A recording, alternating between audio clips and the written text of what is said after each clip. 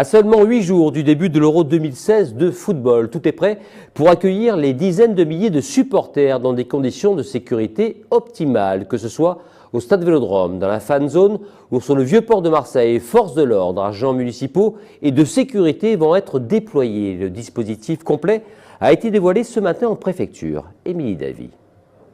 Alors, les soirs de match, on aura une mobilisation de fonctionnaires de police qui sera assez conséquente, à la fois autour du stade Vélodrome et à la fois autour de la fan zone, puisqu'on sera environ sur 1 millier de policiers mobilisés sur ce seul site, l'ensemble stade et fan zone. Donc on aura près de 1200 agents de sécurité privés qui seront mobilisés au Vélodrome et pas loin de 650 agents de sécurité sur la fan zone, ce qui est un dispositif tout à fait exceptionnel. Il y a bien sûr le risque terroriste qui demeure présent. C'est pour ça qu'on a demandé à ce que les fouilles, les palpations à l'entrée à la fois de la fan zone et du stade Vélodrome soient renforcées. Elles sont mises en place par les organisateurs. Dans le stade, il y aura une sectorisation des supporters pour les matchs sensibles. Sur la fan zone également, puisqu'on aura 2 zones qui seront dédiées à chaque groupe de supporters. C'est un budget d'1,4 million à peu près.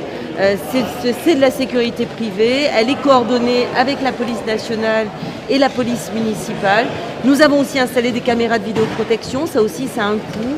Vous savez que c'est un véritable arsenal que nous avons déployé pour ne pas être à côté de l'organisation d'une fan zone qui est la 2e fan zone de France.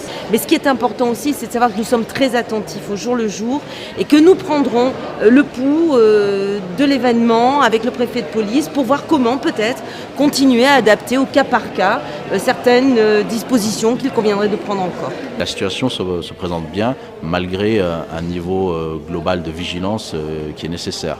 Pour les spectateurs, moi je conseille vivement de prendre son temps, d'arriver tôt pour ne pas être bousculé par l'horaire et puis aussi d'arriver avec le minimum de choses pour ne pas avoir trop de désagréments aux entrées et assurer à la fois la fluidité et la qualité du contrôle.